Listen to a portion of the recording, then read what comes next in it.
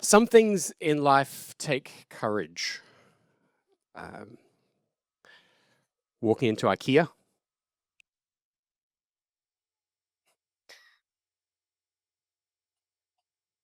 how to answer your dentist when they ask if you floss. Will you tell the truth? Being introduced to someone 5 times, each time forgetting their name, and then having the courage to actually ask what their name is. These are things I've experienced, you may not have. Another one is explaining to a tradesperson who's come to your house what the original problem was and what I did to make it worse, and then how they can then try and fix that. If you've got kids, you might have had this one. Walking into a pharmacy and asking for worming tablets. Small moments, a little bit awkward. In order to step into that space and confront the situation takes courage. It's not heroic courage, but it still costs you something. Then there are moments that take a different kind of courage. And isn't that what we remember on Anzac Day? The things that required courage for people to step into, it's not just awkward, it's not at all funny, it's actually real, it's costly. And this morning at the Anzac Day service, the dawn service that we went to, there's probably, I don't know, maybe 400 people gathered around the tower and cenotaph there in Ringwood. And there's a somber, reflective mood as you're in these places. It's quiet. There's a little bit of chatter, but not a lot. But there's this, and maybe it comes with being just before dawn as well, but there's this overwhelming sense that the people who are all here with you are here because this is something that's important to them as well, and they recognize the significance of it. And it made me think that's pretty much every Sabbath for us, isn't it? That's why we gather. But as you think about Anzac Day, and I appreciate what Hannah said, it's not a day where we glorify war or we lift it up in any way, but we recognize and honor those who went into a space that required incredible sacrifice, incredible bravery. And they faced not just awkward moments, but discomfort, fear, uncertainty, whether they would survive. And so these are the soldiers that we remember, the Anzacs, the people who represent our country, were the real deal. Or to use a uniquely Australian phrase, fair dinkum. And so, 111 years ago,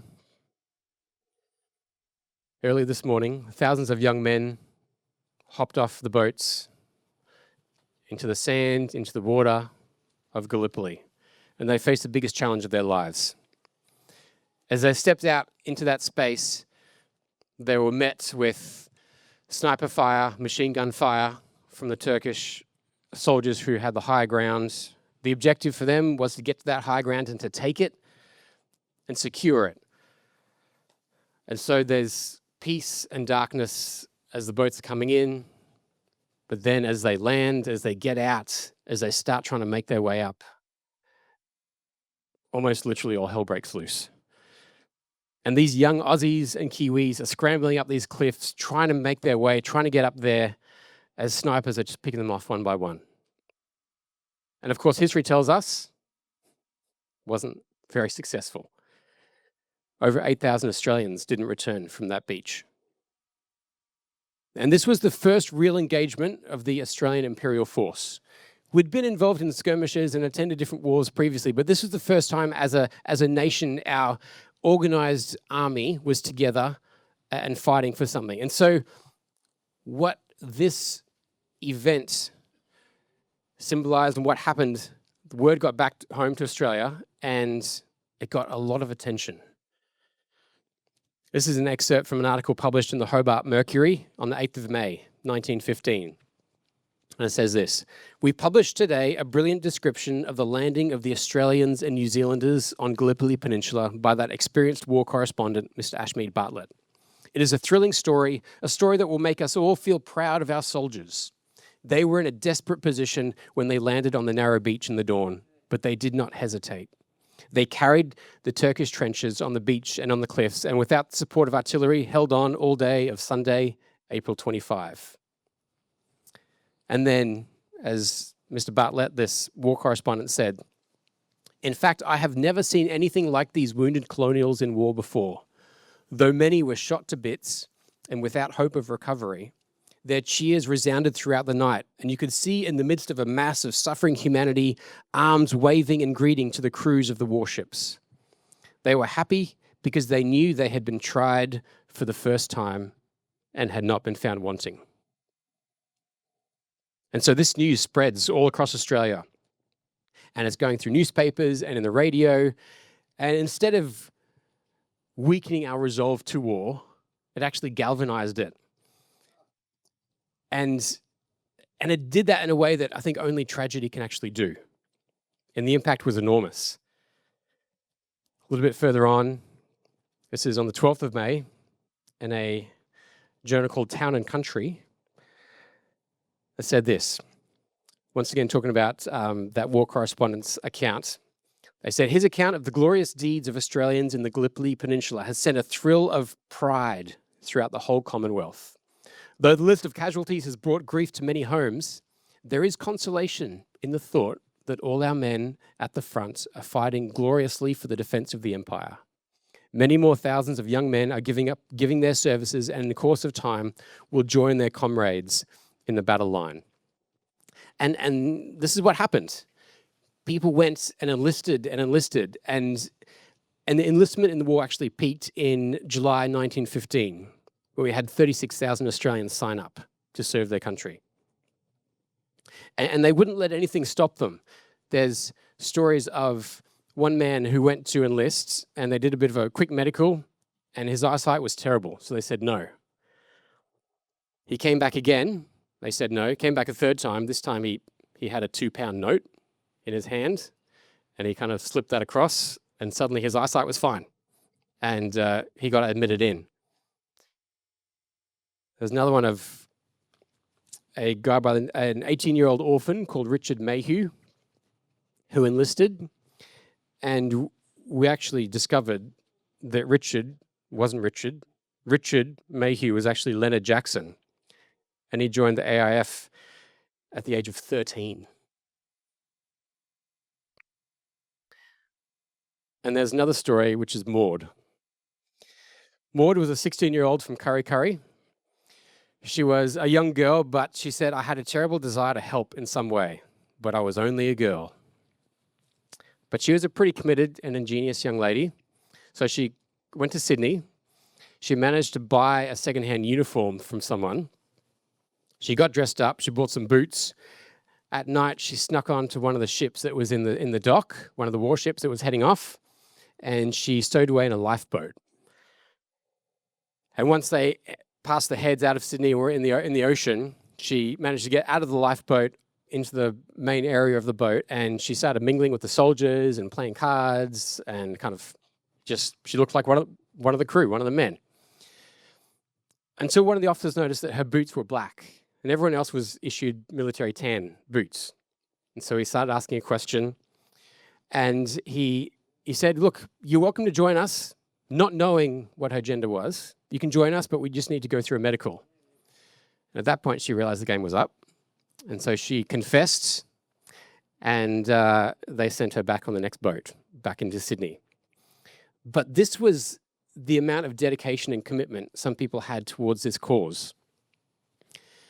They wanted to serve their country. And this is even after the news of knowing that, hey, if you go to this war, there's a pretty good chance you won't come back. If you make this commitment, it could very well cost you your life. Yet they still signed up. They still went. And there was hardly a family who hadn't lost a husband, a dad, a brother, a son, an uncle, a neighbor. At this point, as the news of the losses were starting to come home, pretty much every Australian was affected in some way by someone who'd passed away in the war.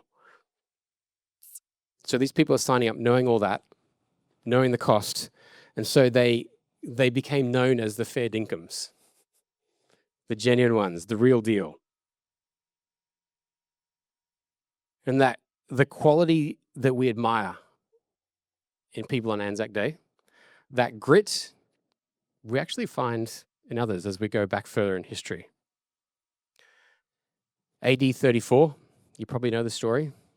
There's a young man who is talking to a group of people. And instead of preaching and having good listeners, this guy is sharing what he believes is truth, and the people who are hearing it are not happy about it. And they're not comfortable with what he's saying, and they're not appreciating it. And instead of facing guns and soldiers, this man is facing an angry mob who are armed with stones. And Stephen has just kind of outlined to them who Jesus is, why Jesus came, why it was so important, why it mattered. But the response he got was one of hatred, persecution. They didn't like what they heard. They didn't like him, so they dragged him out of the city and stoned him. But Stephen is this guy who was the real deal. He was, as we call it, he was fair dinkum. Because for him, the story of Jesus wasn't just a story. It was something that shaped his life. It was something that changed him. It was something that he was willing to actually give everything that he had for. And this probably wasn't unexpected because Jesus has actually said, in this world, you're going to have trouble. If you choose to follow me, it's not going to be easy. It's not going to be rainbows and unicorns. It's going to be tough. This is going to cost you something if you choose to follow me. But he also says, but take heart. Because the world that gives you trouble is the world that I've overcome. The things that you experience are the things I've experienced and I've overcome as well. So you can expect this. This is a part of what it looks like to follow me. Stephen knew this, and he signed up anyway.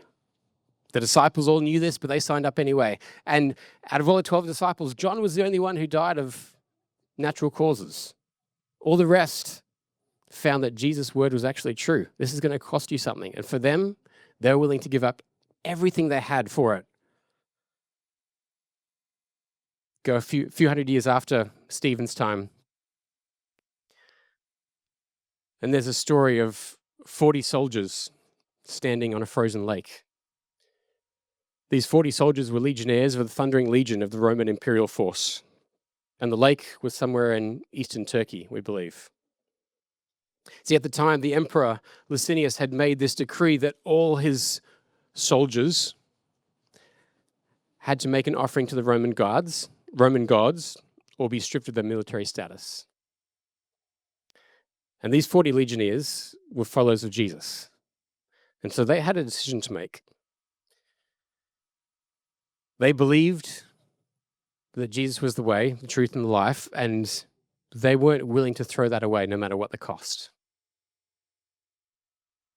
And the commander had them on the ice, and he offered them rewards, money, honor. That didn't work.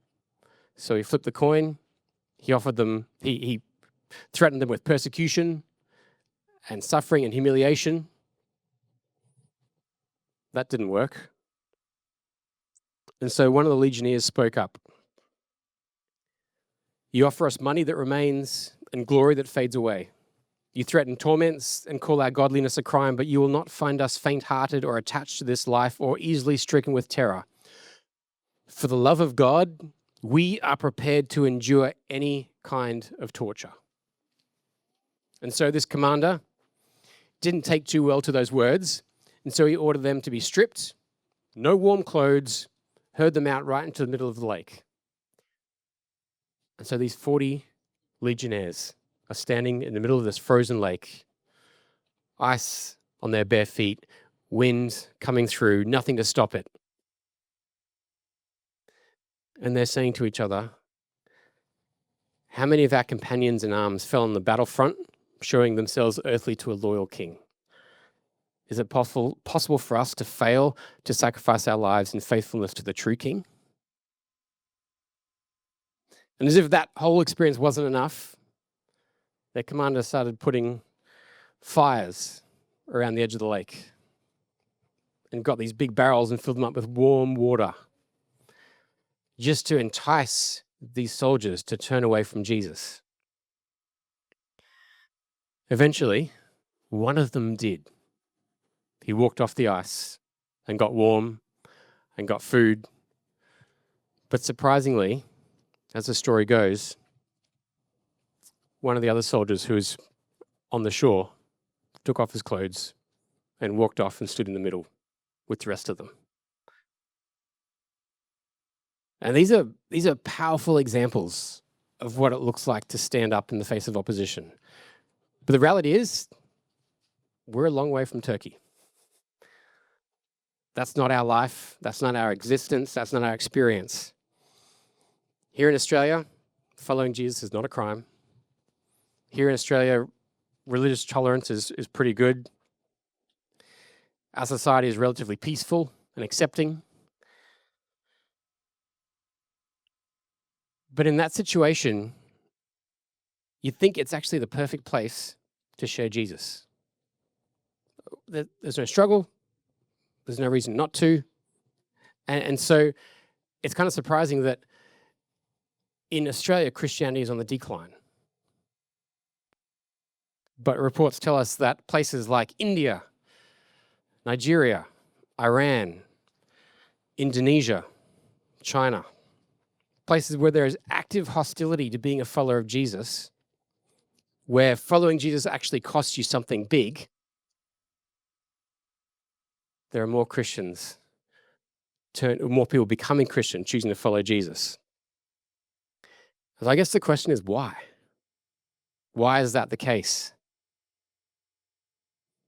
And I want to suggest that it's because we're willing to pay a high price for things that we value.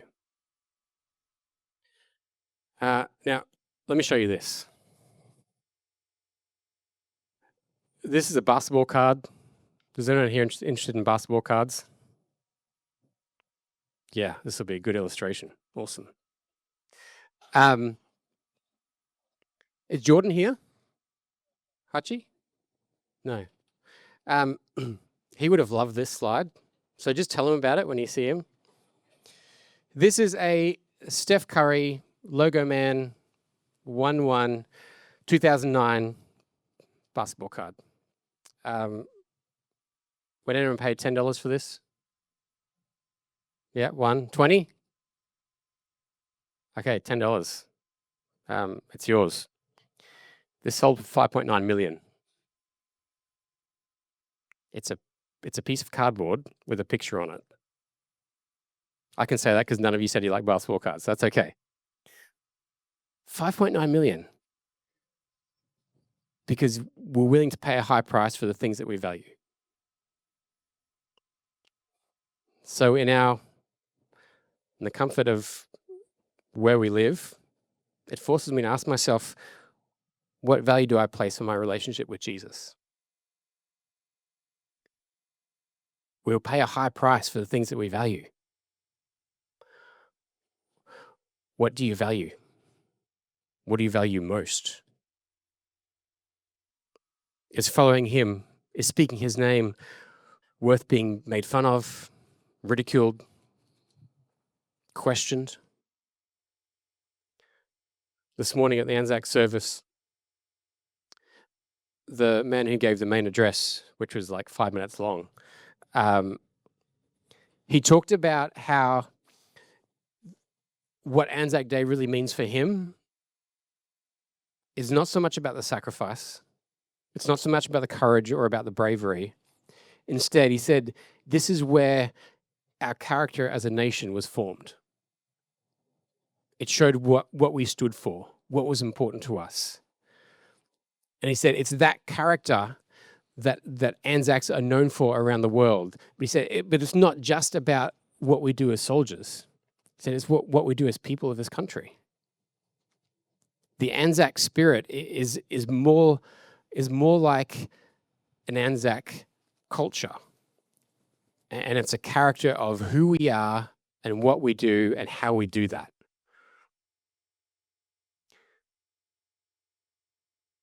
As followers of Jesus, as Adventists, do you value Jesus so much that you're willing to pay a high price? Do you value Jesus so much that you're willing to share his name proudly? Do you value Jesus so much that you're willing to speak his name to others? Because we know, as the martyrs reveal to us, as Stephen, as those 40 legionnaires, as all the followers of Jesus throughout time have revealed to us, despite all the experiences, all the challenges, all the heartache, all the difficulty, all the challenge, what their sacrifice says is that heaven and being with Jesus will be cheap enough. Because you choose to be with the one who gave everything to be with you. May 1915, a newspaper article wrote the following. In the coming years, the memory of all those who fought in the greatest war the world has ever seen, and in the severest crisis through which the empire has ever passed, that memory will be handed down from generation to generation with pardonable pride. And the impact of that Gallipoli campaign has endured through time, and we remember those who were tried and not found wanting. And in the same way, as a follower of Jesus, your legacy, your impact is not something that just lasts for here and now, but it's something that will echo into eternity as you go and speak the name of Jesus. Now, as we wrap up, I want to invite the team to come on up. This isn't about trying to feel guilty because we're not persecuted for our faith. And this isn't about making us feel like we haven't done enough or need to do, have failed in some way. Instead, it's actually about asking, what is the next step God's calling me to take? It's easy to kind of treat your faith like a private hobby rather than something that you share with those around you. And so my question is, what does fair dinkum look like for you this week? Think of where you are, what you do, what's coming up, what's on your calendar, where you're going to be. It probably won't be standing on a frozen lake, but it might be something like standing up for a colleague who's being treated unfairly at work. It might be speaking a word of grace in a conversation at uni when everyone else is tearing someone or something down. It might be making a stand for what is right, even if no one else around you is. It might be finding the courage to pray with someone at work. It might be something as simple as having a conversation with your neighbor and mentioning something about Jesus to them. I don't think this is about doing evangelistic campaigns or street preaching. This is just about being a real, genuine follower of Jesus wherever you are, whatever you do, wherever you find yourself this week. So my prayer is that as we spend lunch together, as we hang out, and as you end up heading home and into the week ahead, that you make a commitment to take Jesus with you wherever you go. And then as you do that, you think about what is the one situation where God might be prompting you to step into something that maybe you normally wouldn't. What is the place where God is inviting you to show some courage, to take some action? Or maybe who is the one person that God's asking you to courageously speak his name into their lives this week?